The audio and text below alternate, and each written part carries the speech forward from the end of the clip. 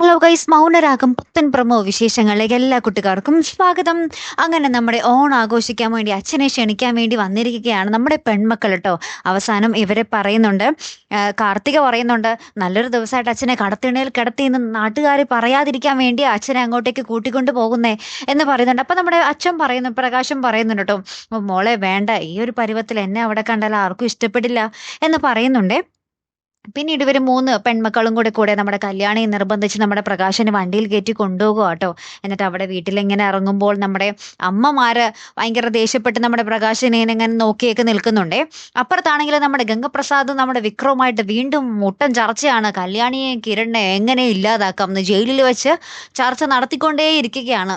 ആ ഒരു നിമിഷങ്ങൾ തന്നെയാട്ടോ കൂട്ടുകാരെ നമുക്ക് കാണുവാൻ സാധിക്കുന്നു. മിക്കവാറും ഇതിന്റെ അവസാനം പെൺമക്കൾക്ക് വേണ്ടി ജീവൻ വെടിയുന്ന ഒരച്ഛൻ തന്നെ ആയിരിക്കും ഇതിന്റെ ക്ലൈമാക്സ് അല്ലേ. നമുക്ക് കാത്തിരുന്ന് തന്നെ കാണാം. അപ്പോൾ അടുത്തൊരു വീഡിയോയുമായി വരുന്നത് വരയ്ക്കും ഗുഡ് ബൈ.